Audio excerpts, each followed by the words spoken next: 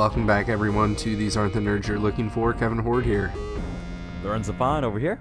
I am all tongue-tied and I don't even know. My mouth's full of bubble gum or something. So, how you been, buddy? What's going on, man? Good. It's another good weekend here in Southern California. Nice. What's the temperature like over there?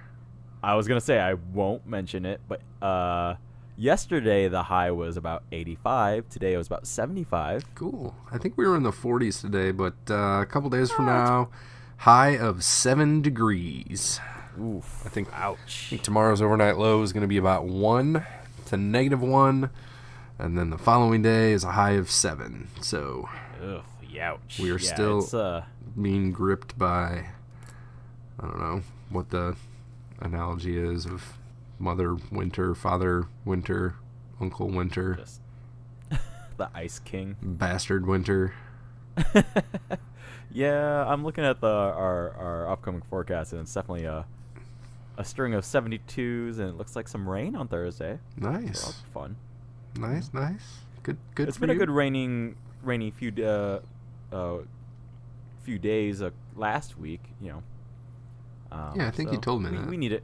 We need it here. Yeah, it was the first time I had ever seen rain 4 days in a solid brick. Like 4 days in a row. year. Yeah, 4 days in a row. I'd never seen it rain more than maybe 2.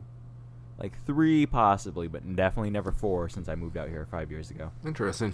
So, yeah. Yeah. So, Anyways. so this Enough week, about the weather. now that the weather forecast is over, Right. this week on Not the Nerds, we are discussing the Clone Wars, the Academy, which is, I don't know, season 3, episode 6. Does that sound right? Yes. Yep. Production number 226. This is actually story number 50 of the Clone Wars. Yeah. So that puts us 2/5 of the way through talking about the Clone Wars as of now. Very nice. Before season 7 comes out. So Right. Yeah. 40%. Is that correct? 2/5. Is it? Yeah. Yeah. I guess, 1/5 yeah. would be 20. 2/5, 40%. So Yeah, that makes sense. Yep. moving right along. Yep. Yeah.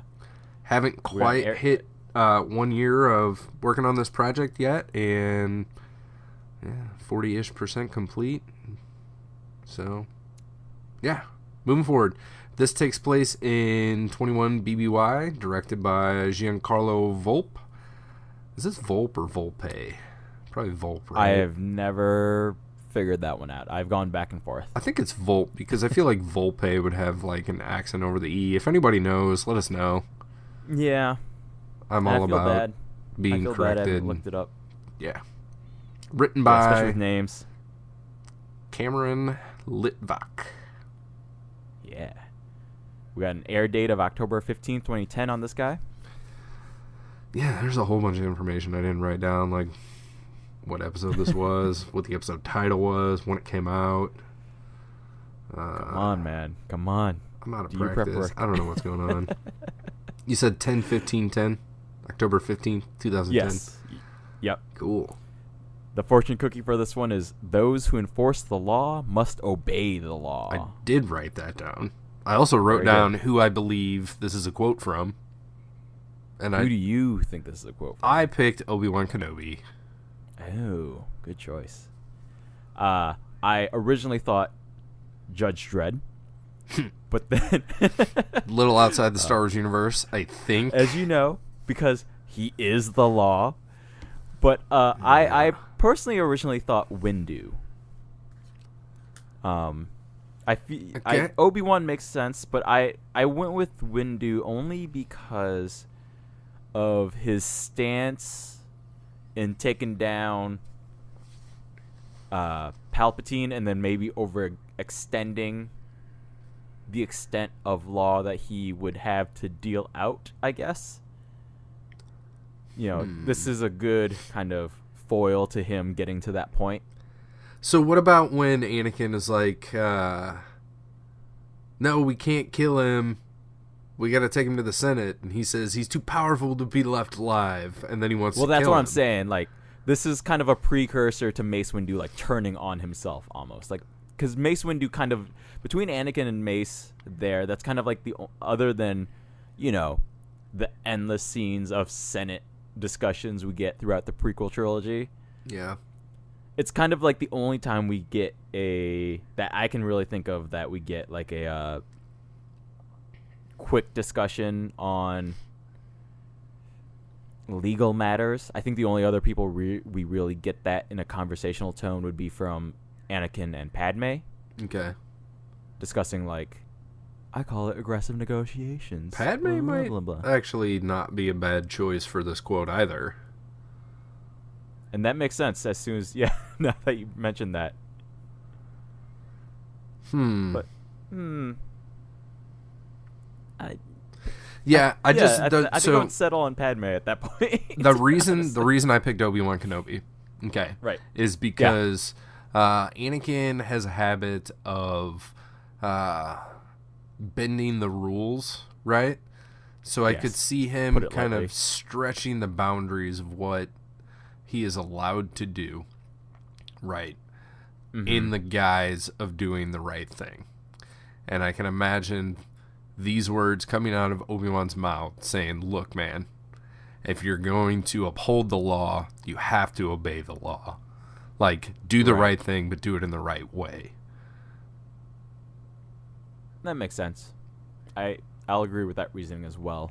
So okay, I'm gonna stick with Obi-Wan, and then that works for me. We'll move on. Yeah. So our newsreel is basically a black market recap of corruption. It's just talking about last week's episode. Yep. Padme was sent to the Jedi Council to ask for help. So we start the official episode with Anakin and Ahsoka in some ship flying to some planet that we learn is Mandalore. And Ahsoka has been given this mission because she is young and relatable, essentially, to the youth of Mandalore. Yes. So immediately when they arrive, I had some questions. Yep. And there's a weird interaction between Anakin, Ahsoka, Prime Minister Olmec, right, is his name? Mm-hmm. And Duchess Satine. And Duchess definitely recognizes Anakin, like, hey, how you been? Haven't seen you in a while. How you doing? Olmec talks to Satine before they show up, and he's like, what do we know about these Jedi? Do we really want them to be interfering in our schools and all this stuff? Overall, these various dual episodes or trilogy of episodes that have to do with Mandalore, they're pretty good at going like back to back to back, but then when there's like a break and then we go back to Mandalore, something just feels off. And I know I brought it up last week with Corruption, that Satine felt like a slightly different character because she wasn't that like wholesome pacifist, like no violence at any cost character that she was previously. And then like now Olmec's already interacted with the Jedi, and it just feels weird that he's talking to Satine as though he hasn't had any interaction, right? Yes, I completely agree, and we'll discuss this more as the episode goes on, but I feel like Satine herself also reverts back to prior to Corruption. Okay. Like, she doesn't have that weird streak of anger that we saw last week in Corruption. Okay, cool. I'm eager to hear your comments on that. Moving forward, we find out that what Ahsoka's mission is to go be a teacher at the academy. Right. So we get introduced really quickly into specific cadets at the academy. Mm-hmm. Before we get to them, go ahead. This is where my some heavy questions started slamming into my brain, and go for it. I went back to the end of Corruption when Satine is talking to Padme, right? Yeah. And so they're discussing like the future of Mandalore and like what's going on and like this corruption is bullshit and all this stuff and like how could it have happened and yada yada yada. And then Satine says, she's like, you're my friend, you have connections. Could you go to the Jedi Council and ask them for help? Because she says, I think that a Jedi working undercover at the Academy could do good for the future youth of Mandalore, right? This is not an undercover assignment. Like, what I expected was somebody, Ahsoka, young person, can blend into the Academy, can, like, move in and pretend to be a student, undercover, like, Right. and gather intel and find out what's going on with the youth, maybe what the teachers are teaching, not what happens in this episode, which is she comes in and they're like, hey, you're a Jedi, you just can't bring your lightsaber, but everybody's going to know you're a Jedi, and I'm going to just make you a teacher, so go ahead, Jedi, go be a teacher. There's no undercover anything here. No, not at all. And I have more questions about this, and they definitely, I didn't think about them more until later in the episode, but the shit that Ahsoka is there to teach too it's a weird topic. So I'll save it for when we get to that scene specifically. Okay. But I agree, the end of corruption and the start of this do not gel together. Which is weird because the production number on the Academy is before the production number on corruption. So this is another one of those, like, the story was started, and then later it's like, oh, we could tell this thing, like, let's link these together, but, like, somebody didn't take the time to kind of just iron out the wrinkles here. And this is a little bit more than wrinkles, but you get what I'm saying. Yeah, no, like I said, these do not fit at all, I feel. I also think it's odd that the Twilight has just been gone for I don't even know how many episodes, and like I feel like it shouldn't be gone because that's like Anakin's pride and joy. I'm not really sure. It doesn't really matter. It just sticks out to me whenever I see Anakin and Ahsoka not in the Twilight. Is it maybe because they're supposed to go to a neutral system and bringing the Twilight would just look aesthetically weird? I don't think so. Like optically weird? I don't think that Anakin gives a shit. I think he's just like, nope, that's my ship. Like, that's what I'm taking. Because often it's not necessarily the best piece of equipment to be in the situation that it's in. Anakin's like, well, I haven't had time to modify it, and it's my baby, and I like this ship better than those other ones, and whatever, So it just, every time I see Anakin and Ahsoka flying like some other ship, I'm like, where's the Twilight? Like, you left your car at home. Whose car are you driving now? So checking the rental, man. They're just picking up a rental. I guess so. So yeah, Satine, Olmec, there's a big meeting with Annie and Ahsoka. Like you said, we're intro to 3 specific cadets, right? Is what they're called. Yeah. And it's, what are their names? Corky, something else, and something else. Amis and Lagos? Yes. Yeah. Amis and Lagos. Amis, I think. AMIS. Yeah, sounds right. Yeah. At this point, Rex just kind of interjects. He's been staying there quietly, and he's basically like, yo, Anakin, we gotta go. We gotta meet Fisto. Right.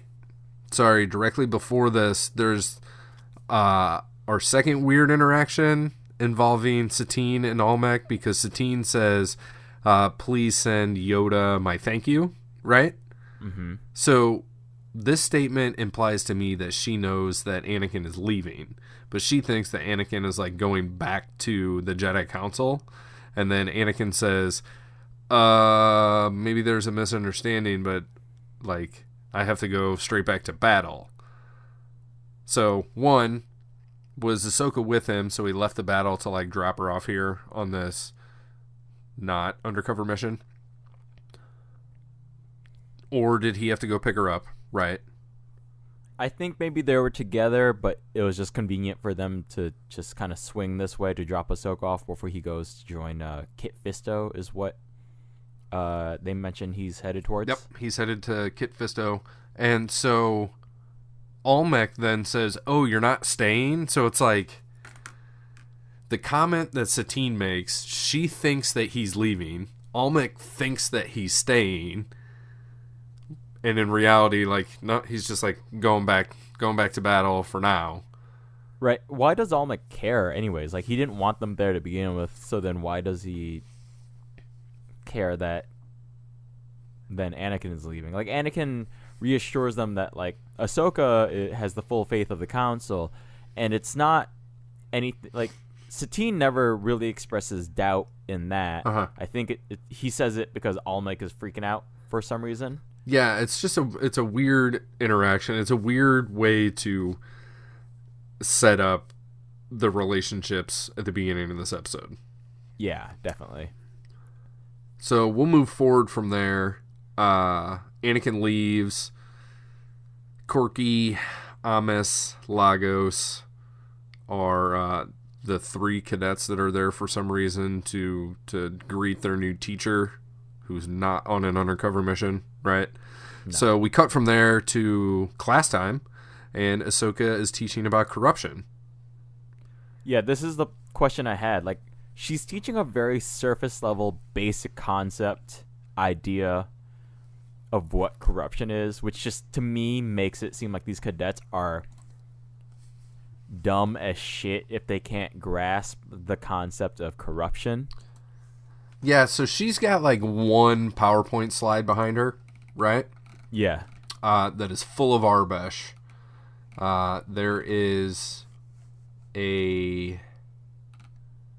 There's like one graph on the left side, and I'm trying to pull it up right now because I totally have what most of this says. And it's basically a verbatim like description of what corruption is, how you can point out corruption, different types of corruption. I should have this ready to go, and I didn't.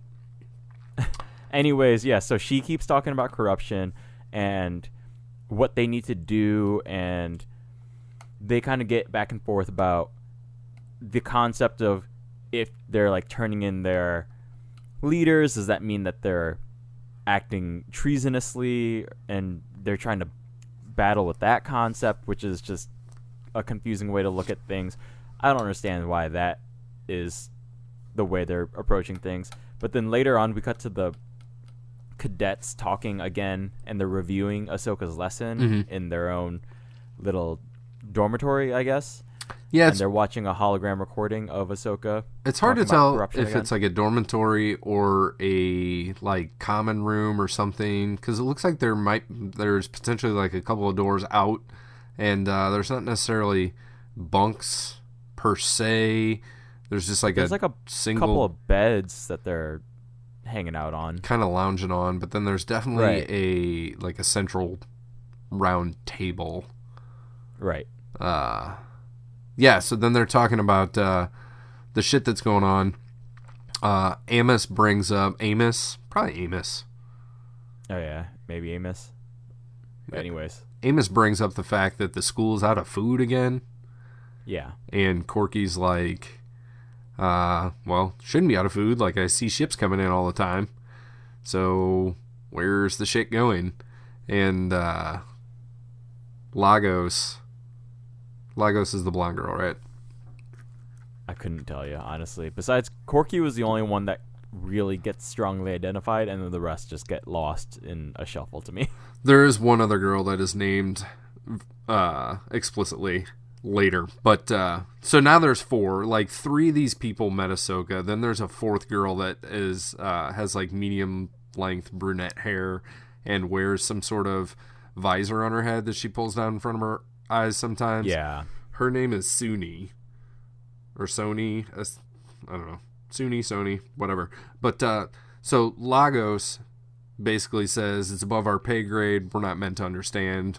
Let the government take care of it. And Corky's like, no, I don't think so. Like, didn't you listen to what Ahsoka said? Like, we need to go and figure it out.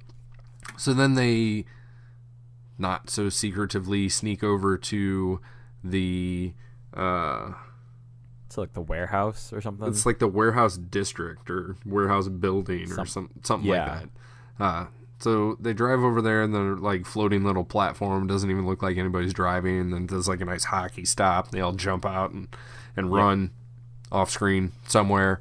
Suni Visor Girl is like, I guess, the tech person of the group, and she's able to like hack the door to unlock it, and the door opens slightly. See, yeah, and then I got confused here too because she pulls her visor down to look at the computer, do whatever. Yeah, but there's a computer in front of her. Like there's an open laptop with its own screen in front of her, but she still pulls a visor down. And then there's also a screen on the control panel.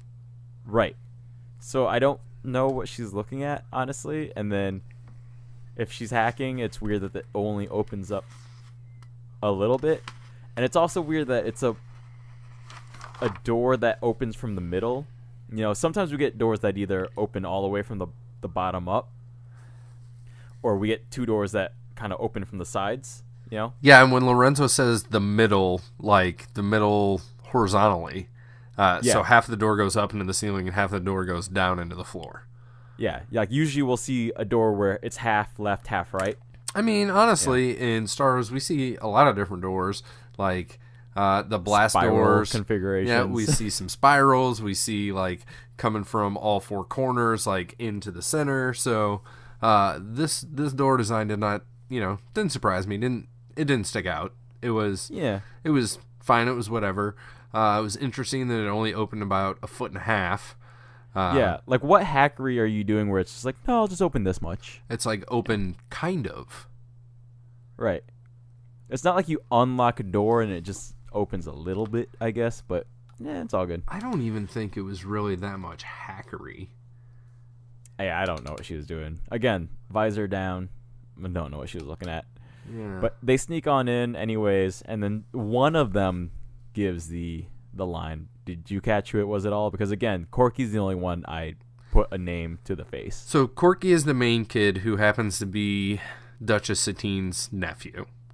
The blonde girl is Lagos, and then the kid with the kind of mohawk is Amos, and the other girl is Suni.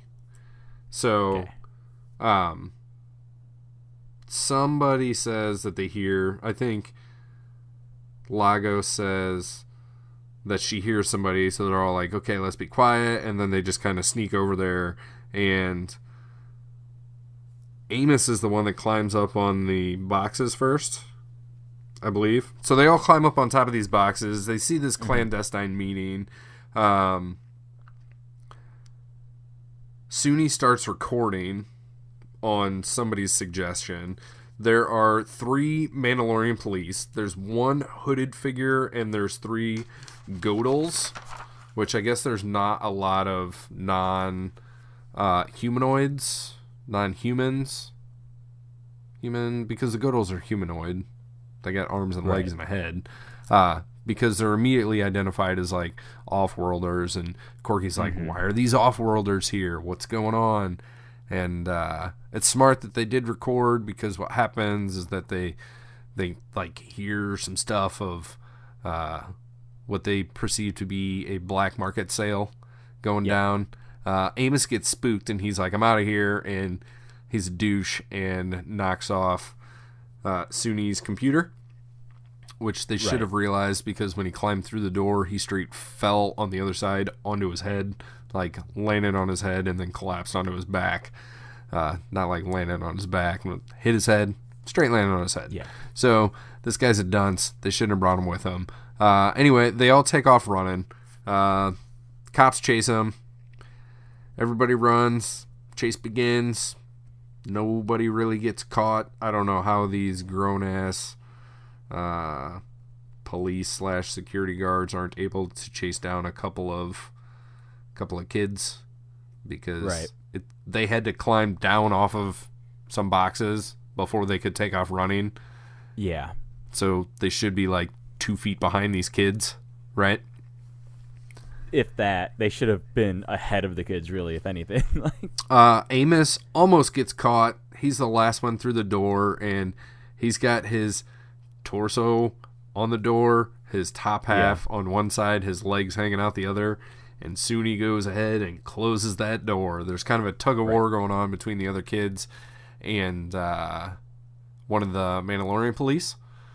And my note was that this dude's just going to get cut in half.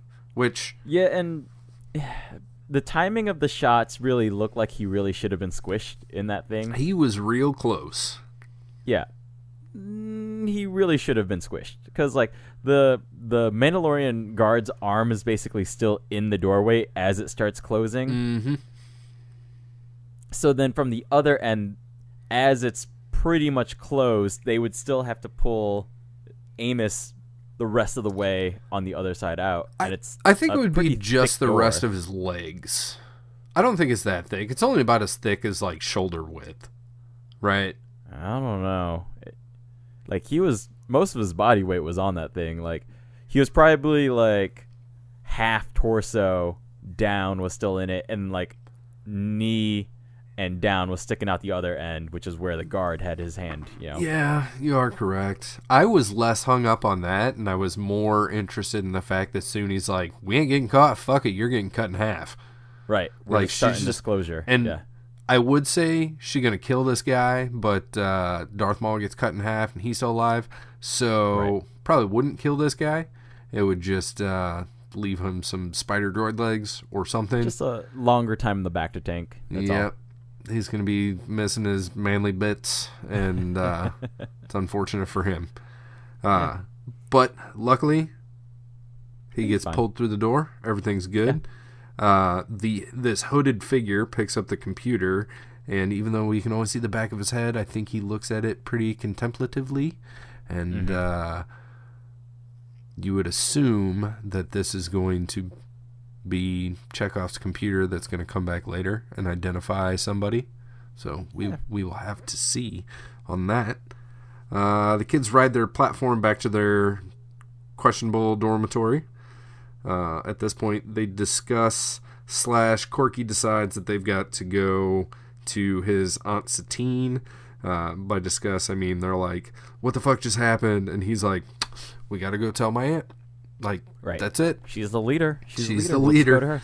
We got to go tell her. So they do. They head over there. And he's like, yo, Aunt Satine, like, it's all gravy. We found some food. It's just over at the warehouse in the government district, in the warehouse district of the government district. And she's like, oh, what were you doing there? They just let you in? She's like, no, they didn't let us in. Like, we just figured it out. We found this meeting, and we have a recording. We have proof. And she's like, now, kids, don't worry about it. Let Aunt Satine take care of it. There's plenty of time for you to save the world when you're all grown up. Like, she doesn't even ask to see the evidence, which I thought was odd. Yeah. She just shuts him down, is like, I'm going to deal with this. And nobody even pointed out that she has a really badass fish tank, which I saw and I thought was nice. I did not see this at all. It actually comes back in a little bit. Nope, never noticed it. She literally tells them, run along. Like, run along and play. She just pushes them out the door, basically. Yep. So the kids are all dejected, and they're back at their dormitory. They're talking, and again, Corky decides that since Satine didn't listen to them, the next most powerful person is the Prime Minister. They need to talk to him, so they call him up on Hollow and tell... You don't see them tell him what's going on, but you see him asking more details, basically. Like, oh, well, does the Duchess think that she knows who this hidden figure is? And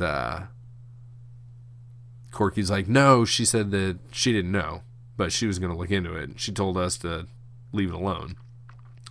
And he tells them, okay, well, meet me tomorrow in the Palace Plaza, bring the recording, and bring all cadets who know anything about it.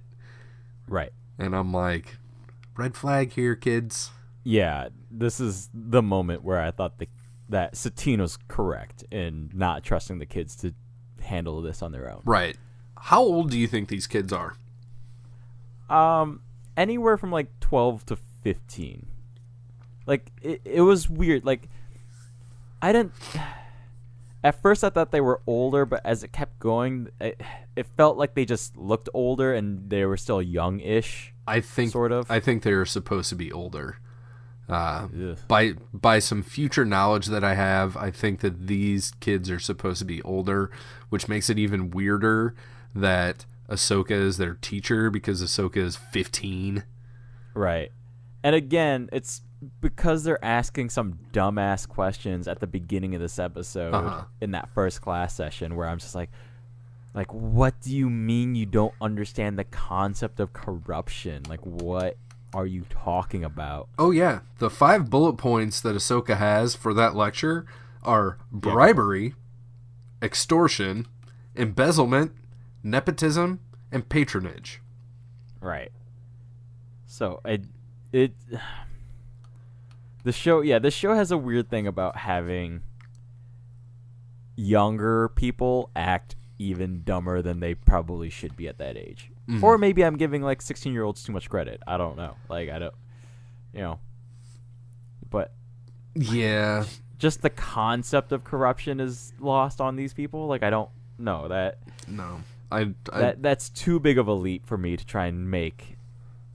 Like, I don't care what society these people are talking about. The fact that we had a whole episode, it's weird that we're coming off an episode literally called Corruption to then talking about corruption, but after the episode called Corruption that talks about how ingrained corruption is in the society at this very moment, that a bunch of fucking cadets don't understand what that means, or they need a primer, or like just a basic, like, here's what you should do. Like, that's something you tell a 6-year-old, right? Like, yeah, I think that these kids are peers of Ahsoka. Right. I don't. So yeah. This is it's all weird to me. It's all iffy. Yeah. Like, I don't like it. I don't like it at all. So okay. Do the other 16 kids in the class, because there's 20 kids, right? It's like 4.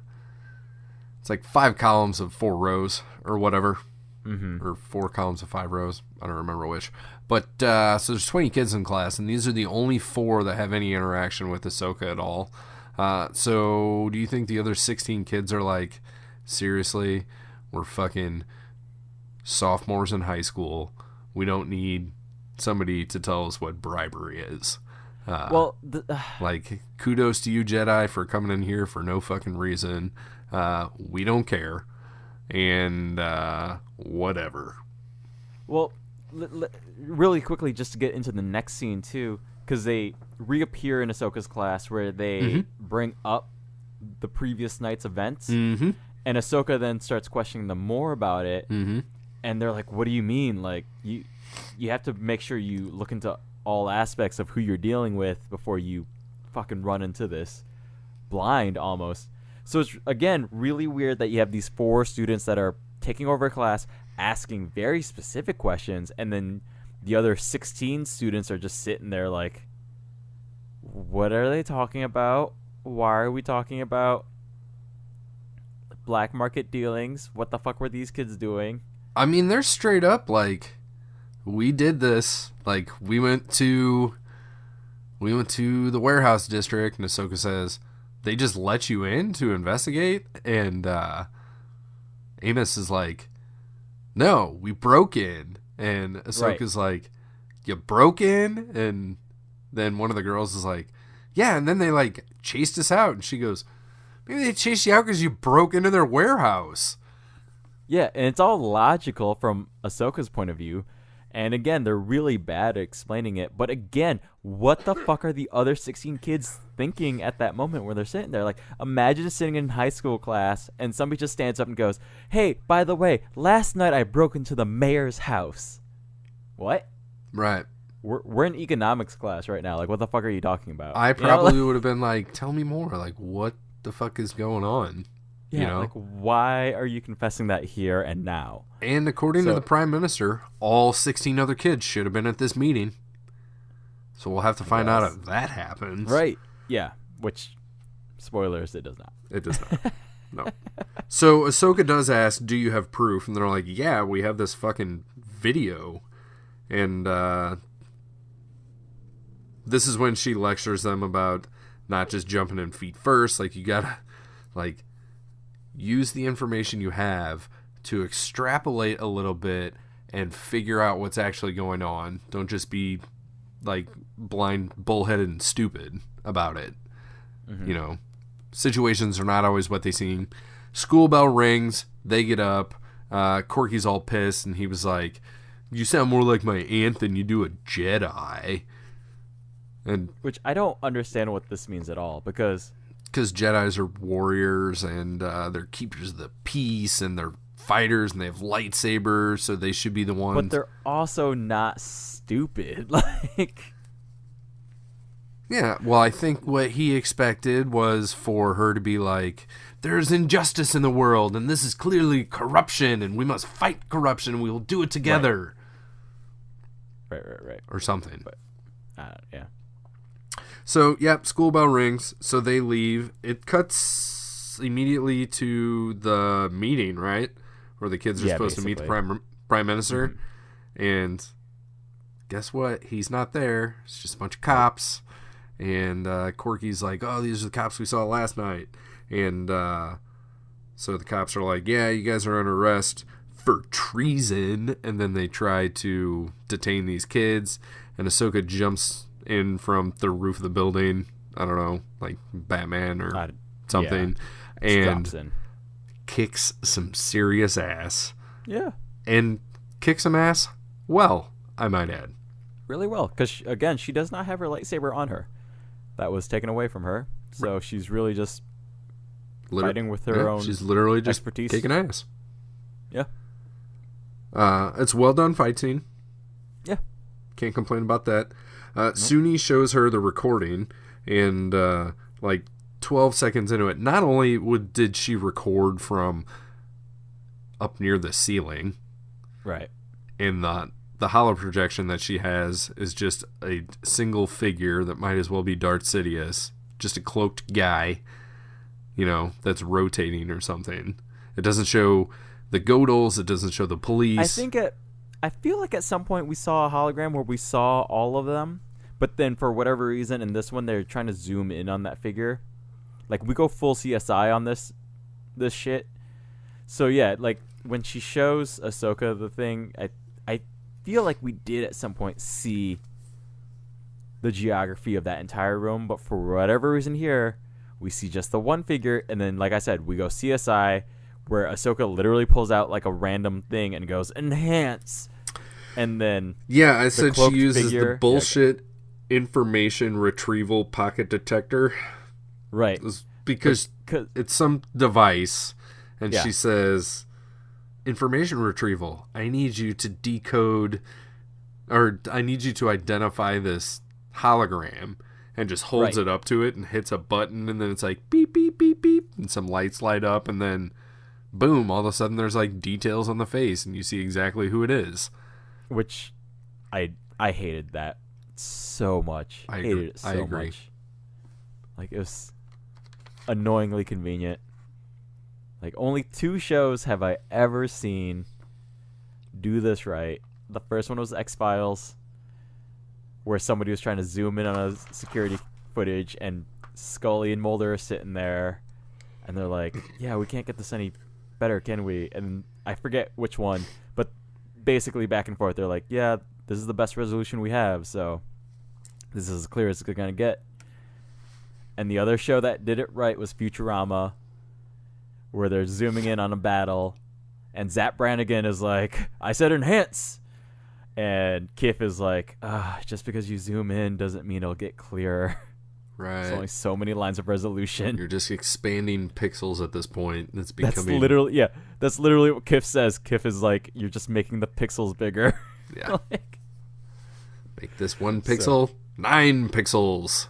Right. But this one is literally just a patch of darkness that shows a completely lit up face. Mm-hmm.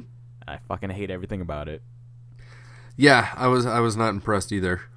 So, they figured out that this hooded figure is the Prime Minister himself. So, immediately Corky wants to go and tell his aunt, because this seems to be the way that he deals with things, is he finds information, then he needs to go tell adults. Corky does say something semi-smart where he does go, well, I already told Almec that I tried to tell Satine, so then Almec knows that Satine knows. Yes. Yeah. I'm like, okay, that's semi-smart. Yep. Concern. They know that I talked to her, I think is what he Right. says. Yeah. So yeah, we cut over to her apartment, office. I don't really know. I thought it was odd that she's like the Duchess and you have to go downstairs to get to where she lives or where she works. Yeah, I don't know. So all her guards that were there are dead, and one of them has his head smashed through what was the fish tank.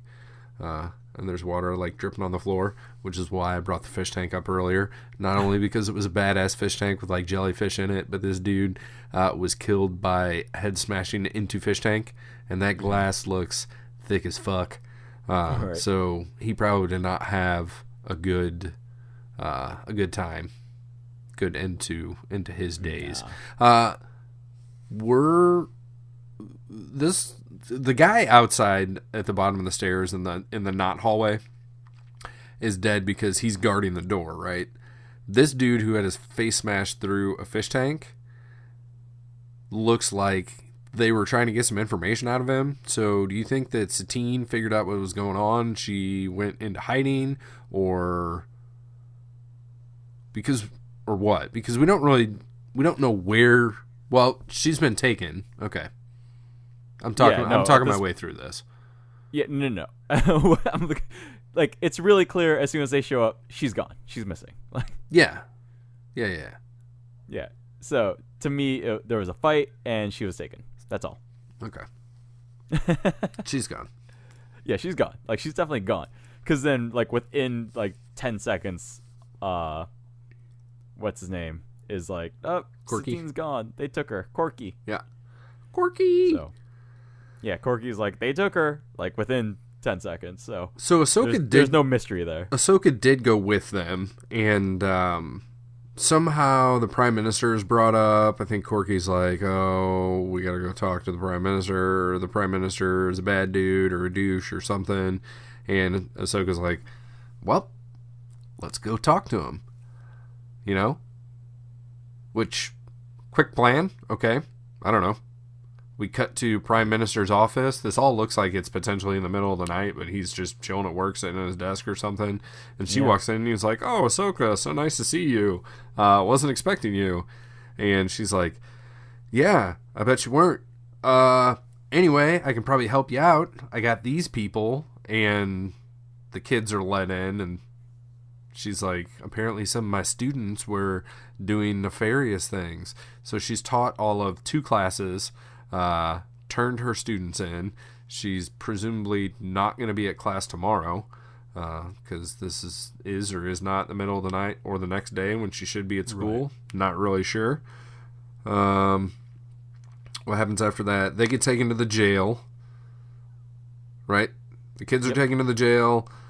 Ahsoka talks to the Prime Minister and says, oh yeah, by the way, they told me that the Duchess Satine was their leader, so we should probably arrest her too. And he's like, don't worry about it, I already took care of it. She's like, oh really? Well, where is she? And he's like, yeah, not gonna tell you that. Need to know information, and what I need to do right now is craft my speech to tell the entire planet of Mandalore that the Duchess Satine was corrupt. So he walks off. She walks up to the guard and is like, I need to go interrogate the witnesses or interrogate the prisoners or whatever. And he's like, okay, go ahead. Lets her in. She goes up, walks into the cell, closes the door. She's talking to the kids. is the cell soundproof? Because there's 2 guards right on the outside, like a foot and a half away.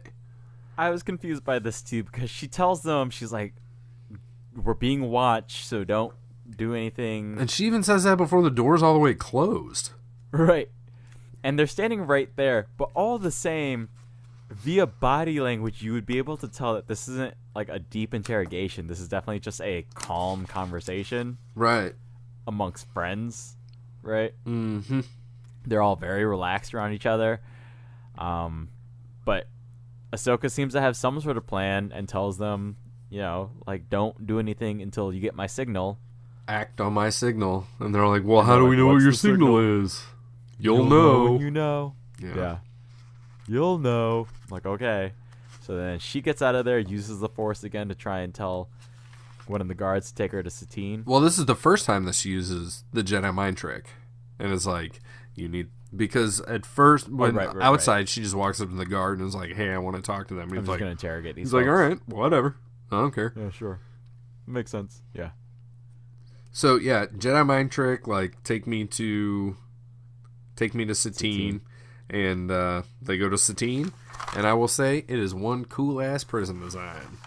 Yeah, it's like Mastroika dolls of cubes that she's being nestled in, basically. Like, yeah, that was a nice word that I can't spell. I was just going to call it like a telescopic box prison, but...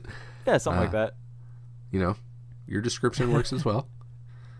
Yeah, the Russian dolls that, sit inside of each other, but, like, they're stacked up, but then they have a way... Yeah, they telescope into each other.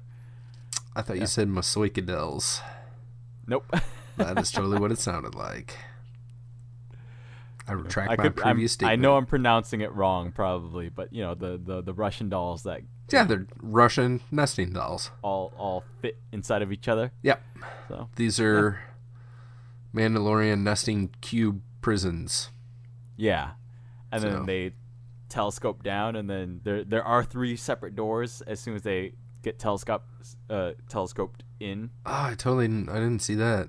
I only saw one door. So there's like so there's 3 cubes, but as they close, there's like a slight like clink clink clink in quick succession. Interesting. I guess I just thought it was like frame of a cube, actual cube on top. So then like when it shrinks all down to like 1 cube size, it's just one door that opens. Yeah, there does seem to be 3 actual cubes that rest inside of each other. Nice. And we do know that there is some sort of door, right? Because she kind of steps forward to the controls, and one of the guards is like, "What are you doing?" And she does a Jedi mind trick on him, and he's like, "Okay." And she opens the door. Satine falls out, and is like, "It's a trap." And then in walks the Prime Minister, and he starts to lecture Ahsoka, like, using the Jedi mind trick was a poor choice because our Mandalorian police are trained to not they're immune, basically. Yeah, they're immune. Yeah. They're not affected by, however, the Jedi mind trick. Yep, resistant, I think is what he says. We cut over to the kids. They're arguing because she's been gone for 5 minutes, and Suni is like, "What's going on? Like, we should have seen the signal by now. Like, what are we supposed to do?" And Corky's like, "No, we gotta wait." I don't know. It's like 5 seconds of them like bickering, and then we cut back over to Satine's prison, and of course we have the obligatory, like, you need to sign this so to make everything like go according to plan. This time it's not a treaty, it's a confession. And Satine's like, "I'm not gonna sign your confession, like, I'd rather die." And so we get I can make that happen or whatever. And Prime Minister orders a shock collar put on her. So then he shocks her, and then Ahsoka's sad, and Satine's still like, "Nope, still not going to do it." So Prime Minister calls for the kids. The kids are brought in, and then so what was the reason for that? They were going to put the shock collars on the kids and then torment the kids so that Satine like would sign. Would sign, right? I guess, yeah. But instead, Ahsoka like headbutts this dude, jumps through her handcuffs, starts kicking ass and taking names, and the kids are like, "This is the sign," and they just throw their full body weight into whatever guards next to them, which was hilarious and awesome. I agree. Yeah, they're just like, visually, "I'm a kid, and so I'm gonna jump into looking, you, yeah. jump into the police officer, and knock them down," and it totally works. Yeah, because Ahsoka is able to jump and get her hands from behind her back to in front of her, so she's still handcuffed this entire time, but she's still kind of just beating people down with double fists, right? Like, she's also using their shields because there's like when you walk in, there's these two giant spotlights, right? Right. That are also illuminate the path. Stun guns. Yeah. I was like, these aren't just lights; these are guns, because otherwise it would be stupid. And lo and behold, they're guns. They were set for stun already. Because Ahsoka was stunned, which just stunned her. It didn't even knock her out. Just like slowed her down. She did the hand on the heart thing. And hunched over. But they try. I guess they're still set for stun for whatever reason. Because when they're firing off, it's blue rings and not red dashes. But Ahsoka is able to just steal one of the police guard shields and use that, which I would think if a blaster is set to stun and you have a shield, that it's going to like do some weird magic maneuver-y thing and like engulf the shield and like continue so that you still get hit with it. Maybe it's just not as bad. Nah, I mean, I don't... Well, then I don't think it would... Wouldn't any type of armor deflect a stun bolt? I think it's... I don't know. Like, why would a shield work, but armor doesn't? I think because, like, the armor is, like, connected to the body itself, where, like, she's holding a shield separate from her, like, full body. Well, then it's kind of shitty armor, right? Shouldn't there be, like, an underlayment in between?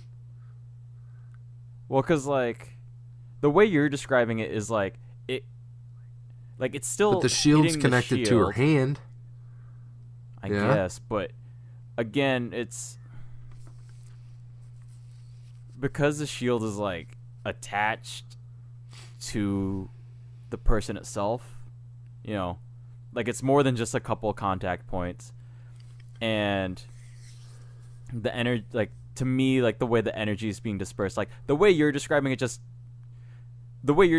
me is like the way wind goes around a wing of an airplane. Yeah. And that just doesn't seem right to me, though, Like, there's still got to be some physical contact there. So, like, I get what you mean that, like, I just feel like it should be smarter technology, this stun bolt, or whatever you want to call it. Well, think of it's like a fire hose. Like, if you're getting, even if you're wearing a shield, but you're getting like a fire hose pelted at your chest, like, you're still going to feel that. But it's different than having a shield that's like you're deflecting the force of a fire hose and it's like not directly attached to your body. Okay. I'll go with that. You know what I mean? That was a well thought out response. Right. I feel defeated on my argument. Yeah, it's the difference between like a riot shield versus, like getting shot in the chest with a bulletproof vest still fucking hurts, I wouldn't know. Yeah. Anyways. Yeah, so Ahsoka is kicking ass, and she eventually gets another shot collar and puts it on the Prime Minister. She takes it off of... she takes it off of Steen, puts it on the Prime Minister. Steen. Yep. She shocks him one time, and he gives up. He's like, "I surrender. Quit fighting." Yeah. And he tells the guards to stop. Like, stop it. So at that point, he's caught. Satine knows what's going on. The kids are all happy. They get up off of their guards that they'd been laying on or whatever. Right. What happens at that point? There's a little discussion back and forth between the Prime Minister and Satine, right? Just a little one. Like, he's talking about he kind of no, because he talked before about how That's the right. black market wasn't necessary, but then here it's like he gets captured, and then we kind of get back to the dock as Anakin shows back up to pick up Ahsoka again. Yeah, the Prime Minister ends up in the prison that he had put Satine in. She had called her personal guards in, and they arrested basically fucking everybody except for the kids. Right. Yeah. Yeah. The Prime Minister had tried to claim that he was doing it for the good of the people, and she's like, bullshit, you're doing it for the good of yourself. Where are these humanitarian supplies that you claim to be purchasing with your illegally brought monies? And he calls it a tax of the, I don't know, the good Just of the an people extra tax or something. I don't know, some bullshit. Whatever. Yeah. So that's done. So they're back on the dock. Corky and Ahsoka embrace each other and thank yous and give honor back and forth to each other. It was an honor to work with you. No, it was an honor for you to work with me, and blah blah blah. So I'm sure that's a budding romantic relationship waiting in the side wings. And Anakin is there to pick up Ahsoka and gives her lightsaber back, and then just lectures her, which is interesting. Yeah. But kind of on par for the two of them. They walk up the steepest ramp onto a spaceship that I've ever seen, and fly away and cue loud music. That's the end of the episode. Yep. Yes, indeed. So there we have it. I did write down all the names of the people who did the voices for Corky, Amos, Lagos, Sony, if you would like to hear them. Real quick, go for it. What do we got? Whit Hertford is Corky. Omid Atbahi is Amis. Ryan Templeton is Lagos. Ashley Moynihan is Suni. And then I also wrote down that Matt Lanter, D. Bradley Baker, and Tom Kane, all series regulars, also did the voices of the Secret Service agents earlier in the episodes. Very nice. Or earlier in the episode, singular, not plural. So, right. Yeah. So that wraps this one up. I'm going to jump straight into thumbs up, thumbs down, unless you had something else you wanted to discuss beforehand. Nope. I give this one a thumbs down. All right. Yeah. I did not. This one didn't pull me in. Part of the reason why is because of so we're watching these in chronological order, right? But even still, it's been about a week since the last one, so it would have been about a week in between viewings of this when they were first aired, between Corruption and the Academy, and it's just a weird jostle that you take going from Corruption to the Academy. The setup, the payoff to the setup of the last episode just doesn't feel right, so it's jarring to begin with, and you're like, okay, what's going on? And then for some reason, the texturization that they put on like the buildings and the cityscapes and the walkways and the streets in this episode made the entire thing look like it was one step away from being finished as far as the animation goes. Do you know what I'm saying? Like, I didn't. So all the buildings and stuff are like flat gray. Right. And if you've ever seen any of the animatics or stuff for undone episodes, there's like all the flat surfaces are just one color, and there's minimal shading, if any, no texturization put on, and it's just kind of like a flat, like, throw this in, everything's good, like stand in. And that's the way that most of the it's like they had sets, like they had the classroom set, they had the Satine's office set, they had the warehouse, they had the jail, and they had the meeting place. But other than that, when there's like travel going on, or when they're Anakin and Ahsoka are flying up, there was just like this big gray ball with like this gray triangle sticking out of it, and I was thinking to myself, like, is this the planet? Is this a city on the planet? Like, what is going on with this? And then they just like pull up and land, and I was like, okay, well, I guess this is a city or a building. I'm not really sure. But when the kids are all running around, and even when it's like the big courtyard, there's like a kind of ornate door and like 3 trees, and everything else is just like flat panes of gray. Yeah. And this isn't what Mandalore looked like when Obi-Wan and the Duchess were walking around. Like, we talked about the literal glass ceiling. They were walking on a glass ceiling, and there was just, it was so populated with people, and the buildings were all ornate, and there was all this stuff.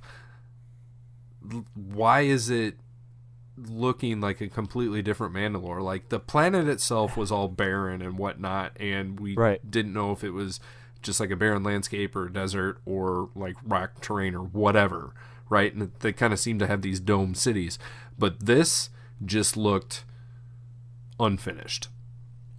Right. And again, because it goes back to that line last week too, where Satine is like, I want to show you a new Mandalore, and you and I were trying to figure out, like, do you mean like physically? Like, right. Like, you know, like, did you rebuild an entire planet wide, like, system of cities? Like, what are you talking about? And I guess if you did, you're not finished yet. Right. So like, that's what it kind of seems like at this point, because I agree with you. Like, this Mandalore that we're seeing here does not at all look like the same planet that we saw when Obi-Wan was there. It's weird. I agree. It's really weird because it's not even close. Like, it'd be one thing if like Satine and Almec are like the holdovers, you know, but like aesthetically, as to like what the city looks like, what the culture of these people look like, there is no consistency here. And I agree with you. It's jarring and confusing. Satine and Almec don't even feel like the same people. Like, I had to even go back. I had to go back and see if they were like the same voice actors, because I was like, did they replace the voice actors? And like all of a sudden they had like these different personalities because it's a different reading, and like I said, Satine from like previous, like just the last episode, Corruption, to this feels like a different character. Right. Know? So forget about the last arc that we saw her in. Like, just from Corruption to this, she feels like a completely different character, and I don't understand that at all. So yeah, just real quick, like I agree with you, but honestly, like, I think there's a good story to be told here. Like, it's an episode that flowed okay, but I'm also giving this a thumbs down, and it's honestly just because I hated these kids. I really did not give a shit about these kids. I thought these kids were annoying. I thought they were just poorly written.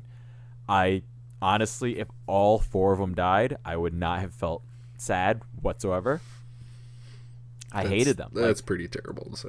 Oh no, like they needed out. Like, I was really hoping that one kid was going to get crushed by that fucking door.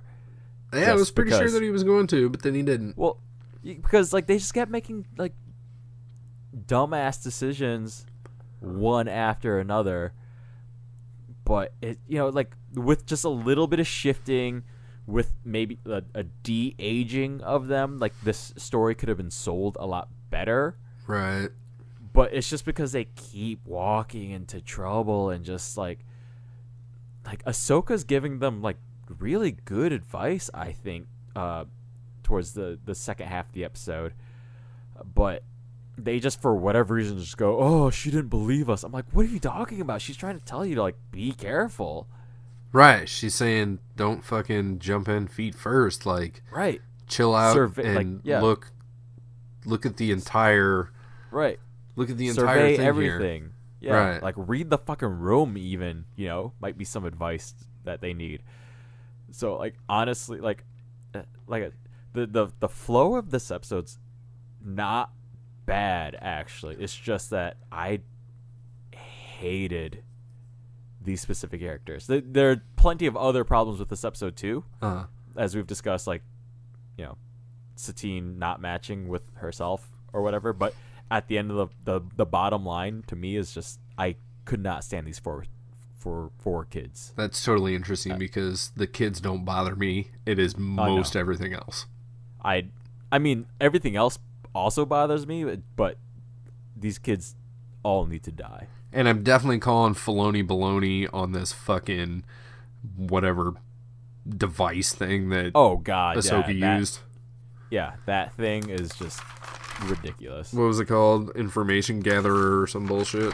Yeah, like just even the name of it was just obnoxious. So just information retrieval device. Right. It was such a Scooby-Doo moment that it was so stupid and annoying. I think I would have liked it better if the Prime Minister had like a fucking costume on and they had to like pull the mask off of him. Yeah, I'm sure that would be better versus like let's see what this is. Prime Minister Almec. Yeah. He is also never called Almec in this episode or in Corruption, which is weird. Yeah. Like maybe in the credits, but definitely not spoken. Just the Prime Minister? Yep. I think. Yep. Just Prime Minister. Interesting. But anyways, yeah. Yeah. So a couple of bummers in a row. Right. Next week we got something called Assassin. So we'll see how that one goes. Oh God. Not holding out hope after these 2 episodes, honestly. Yeah, I'm not really sure. So I'm not gonna lie too. This is kind of a different litmus that we've put these episodes against, but as this episode started, as Corruption started, but also as this one started, I had no memory of this episode whatsoever. Corruption, I was like, I don't remember this. And then, like, by the end of it, I was like, okay, I kind of remember a little bit of this. The Academy, nothing. I got nothing. I have no memory. I honestly did not remember these children at all. And clearly, I must have had a negative reaction back then whenever I binged this. I guess so. Yeah. I mean, I know that I've seen all of these episodes at least twice. At least through season 3, right? Because I have season 1, 2, and 3 on DVD. So I know that I saw them originally when they came out, and I know that after I spent some money on buying like the complete season set, I know that I at least sat down and watched them once. Right. Which means I know for a fact that I've seen the Academy twice before this week. And I watched it twice this week and jogged zero memories, and I would be okay if I did not watch them twice again. Right. Yep. So anyways, so weird.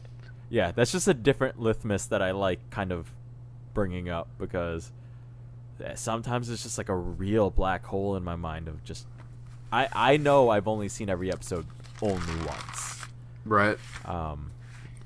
But all the same, there are episodes that stick with me, but they're by and large a lot that just did not leave an impression whatsoever. So yeah, I'm trying to look back and see if the because we've seen Giancarlo Volpe before.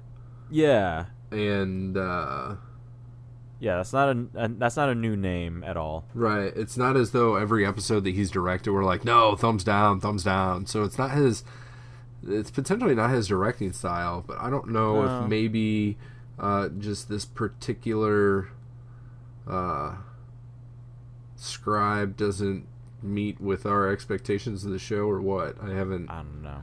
Haven't caught his name too many times, so yeah. If it is, it is. If not, hopefully we see some more agreeable stuff coming from this pair in the future. But again, next week is Assassin. And I think that at this point we'll just kind of throw out some social media stuff and go for it. Shout out our thanks.